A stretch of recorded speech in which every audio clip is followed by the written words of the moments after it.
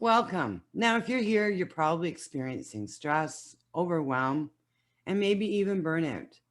And I can relate to that because I've experienced burnout on many occasions. And what did it cost me? Well, for me, it really affected my business and it affected my relationships because no one wants to live with someone who's constantly irritable, frustrated, exhausted. So I'm here to help you change all that. In this video, I'm going to go through some tips on how you can start reducing your stress right now.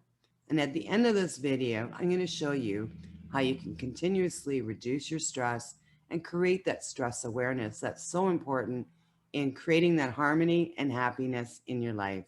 So let's get started. Are you feeling stressed out? Because you know what? When we feel stressed out, we can experience different symptoms.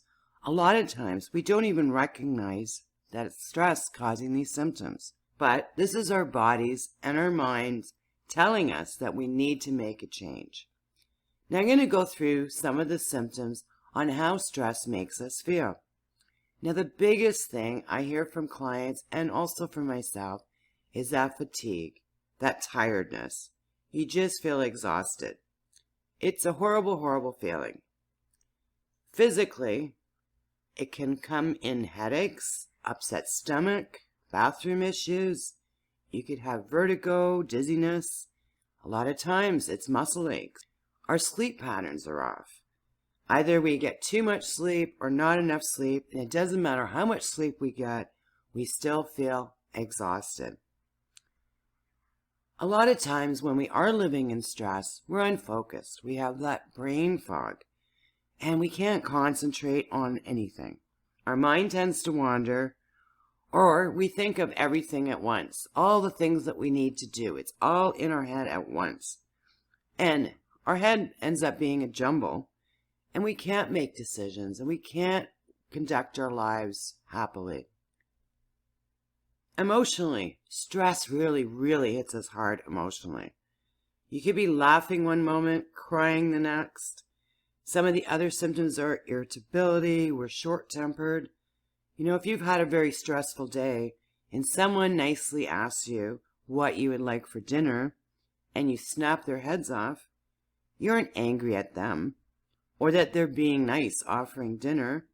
It's just that stress, a lot of times, it causes us to snap.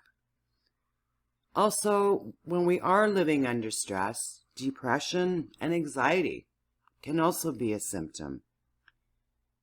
Now I'm going to bring this up as well. A lot of times when we are dealing with stress, we create these negative coping strategies. And sometimes we turn to alcohol, drugs, sex, overeating as a coping mechanism to reduce the stress. Sometimes we self-medicate ourselves. Or we eat that yummy chocolate cake that makes us feel really good. Sex makes us feel really good. It gives us that escape away from the stress. But you know what? That's not the answer. Now, what are the long-term effects of stress? Well, I'm going to explain something about stress a little bit here. Our brain is always making sure that we're safe. Now, this goes back to the primitive days. And if we came across danger, such as a large bear or a large animal that's coming after us and wants to eat us, yes, this is real danger. If our brain feels danger, it will put us in freeze, fight, or flight mode. And think of that when you're driving a car and someone cuts you off. Think of how your body tenses right up. Now, when you live in stress, this is where you're living all the time, in that extreme tension mode. Our brain is always protecting us from danger, but it has no way of knowing that you have a stressful deadline, or you've just received a stressful notice, or email, or telephone call. Now, living in this type of stress can trigger underlying health conditions. Now, if you ever listen to my podcast, From Burnout to Balance, I've interviewed many burnout survivors, and their illnesses are very, very different from the norm because the stress that they were living with triggered different underlying conditions. If you stay in an extreme stress zone, it may lead to burnout. You're likely to end up sick. I used to do event planning, and It was great. I loved it. It was stressful. It was challenging. But the 2 weeks before the event took place was crazy. I was working around the clock. Well, that was just too much stress for myself. I ended up sick. Almost every event at the end, I would end up sick. And I'd end up with pneumonia. And that was my thing, pneumonia, every event. Sometimes I landed in the hospital. Sometimes I just landed in my own bed. It really made me wake up, and I recognized that I needed to make a change. My goal here is to help people like yourself create that stress awareness. We can handle stress for short periods of time, but staying there too long can be debilitating and dangerous. Now, on a lighter note, what would it feel like if you took time away from work or your career to regroup or to rejuvenate guilt-free? Sometimes this can be hard. We do take time away, but all we do is think about what we should be doing, what we need to do, and we create that guilt for ourselves. I know once I was in the shower, I was dealing with some stress. The whole time I was in the shower, I'm thinking, oh, I forgot to do this, or I forgot to do that. And I really have become mindful, need to enjoy my shower and give my body and my mind a break from the stress. Now, what would it feel like if you felt energized and excited to start your day, and you look forward to those projects or tasks that you've committed to? Are you in control of your time and energy? Do you feel light and free? What would it feel like if you took you time and you took the time to do the things that are important to you? Spending time with your family, your friends, or your hobbies, whatever you like doing, whether it be hiking, boating, traveling, whatever is important to you.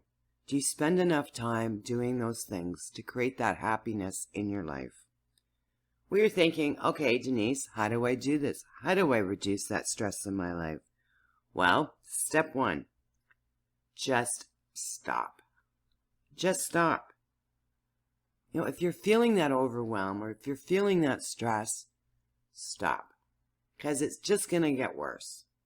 And what do I do now, Denise? Well, there's a lot of different things that you can do.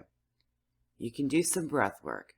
So an easy one for breath work is count in for 5, hold for 5, release for 5. But the key is do the counting. Because if you're counting, you're not thinking of the stress. Very simple, and you can use this anywhere. Meditation is very powerful. I myself, I cannot just meditate on my own, but there's so many amazing guided meditations out there. Dance. Put on your favorite song and groove to the music and sing your favorite song. Because when you're dancing and singing, you're not thinking about, oh, that email, or I need to do this, or I need to do that. I love EFT and tapping. What I love about it is that you acknowledge the stress, you work through the stress, and in the end, you release the stress. It's an amazing tool. Move your body. Find something that you like to do and move your body. Gratitude practice is one of my favorites. Sit down and write down 10 things that you're grateful for. It doesn't have to be complicated. For instance, I'm grateful for having clean water. I'm grateful for my warm home. Very, very simple. But when you're doing it, really feel in the things that you're grateful for and put your hands on your heart, look at your list, and really soak it in. For me, when I do gratitude practice, it gives me that warm, fuzzy feeling, which is really amazing. It's so powerful. An easy one, switch it up. So if you've been sitting on your computer for a couple hours and you're starting to get stressed and irritable and frustrated, do something else. Just get up and do something else. And do simple things. Doesn't need to be complicated. You can get up and do the dishes. Get up, maybe do a load of laundry. If you are physically working, sit down, have a break. Have a nice cold drink in the sun or sit in the shade. Just switch things up. And what we're doing here is we're taking our mind away from the things that are stressing us out. And what we're doing is regrouping, recharging, and rejuvenating. I love this cartoon. No, we're also attached to our phones. We wouldn't let our battery run dead. And don't let it happen to you. It's so, so important. And the old saying is, you can't pour from an empty cup. And that is so true. When you continue down the stress path, mistakes start to happen. Frustration sets in. Irritability sets in. And I have a story that I share. I bought a new house. I was all excited. I wanted to create curtains for myself. And I'm a sewer. My mom was a sewer.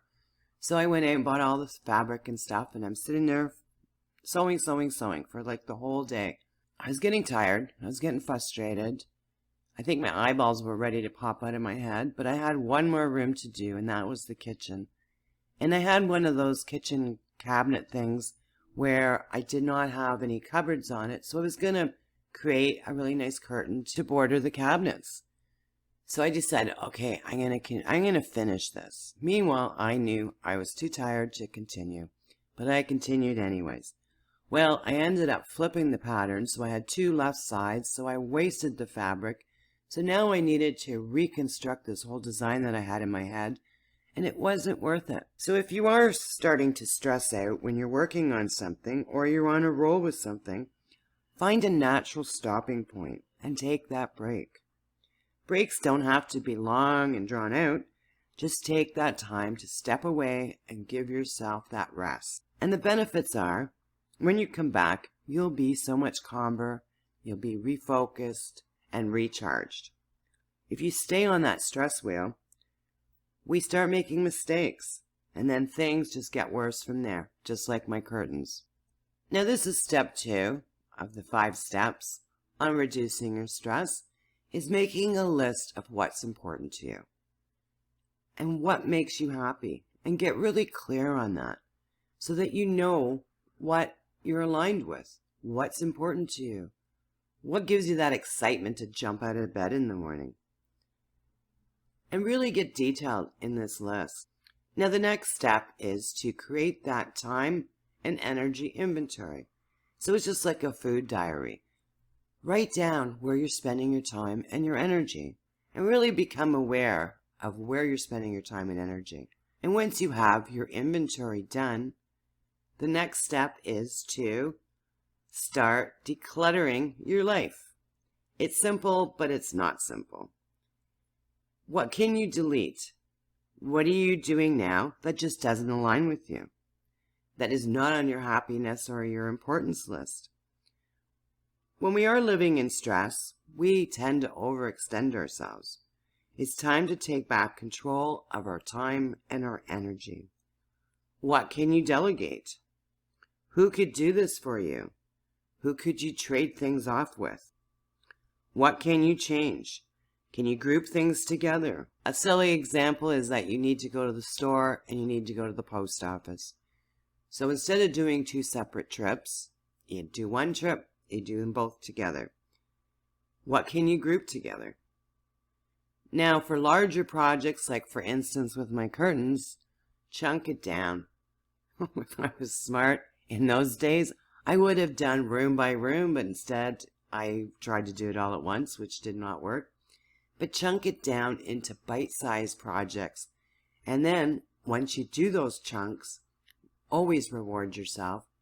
And your reward can be, you can go take the cruise ship, or you can take 10 minutes outside, drinking your favorite drink, or listening to a great song, or doing something nice for yourself.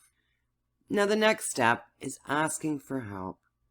I know talking about stress can be hard, because a lot of times we don't even understand it ourselves, but we're dealing with the symptoms of stress. Our frustrations, our irritability, snapping people's heads off. We need to talk about it. And it is hard because sometimes we feel we're incompetent, we feel like a failure, and we don't like failing. And it also has that mental health stigma. The people that love you in your world cannot help you unless they know that you're struggling with stress. Asking for help is really important. As I said, you can ask your friends, your family, and there are stress coaches, just like myself. There's therapists, talk to your doctor. Help is out there. You don't have to do this alone. Now, just to recap, step 1, if you are dealing with stress and you're feeling stressed out, just stop. Step 2, create your happiness list. Step 3, keep an inventory of where you're spending your time and your energy. Step 4, start decluttering your life. And step 5, ask for help. And when we are happy, we tend to be better partners, parents, employers or employees, friends. And guess what? Happiness is contagious. So now if you're thinking, I really need to do this. I want more happiness in my life. I need to start reducing my stress. Well, great news, because I've got a couple options here for you. The first option is the Stress Buster. It's an online mini course, and it's got short, easy to follow videos that go a step deeper into what you've just learned here. And I love short, easy, because I know you're stressed out and I don't want to give you hours of video. So my videos are short, sweet, and to the point. There's also downloadable and printable workbooks where you can work through these exercises. And you know what? You don't have to do it alone. I do have a Facebook support group where you can go in and ask questions and receive the support you need to create that happiness in your life. Also, as a bonus, I've added an EFT or tapping session for stress. It's something that you can download to your phone, and when you are feeling stressed out, you can use it anywhere at any time. Now, I know when you start saying no to things and you start deleting things off your to-do list, you're going to have to use the word no. So I've also included a mini module on boundaries, helping you create those boundaries that you need to reduce the stress in your life. Now, if this is something that interests you, there is a button on this page and you can get started right away. Now, if you're interested in a one-on-one personalized program, I have that available as well. And I would love to spend some time with you to see if it's a fit for both of us. There is a button below with a brief application form and an opportunity for you to set a time that's convenient for you. Now, my final word to you is please don't ignore your stress, because stress can be very, very dangerous. And please reach out to me if you have any questions. I'm here to help you. Now start turning that stress into happiness, and until next time, please take care of yourself.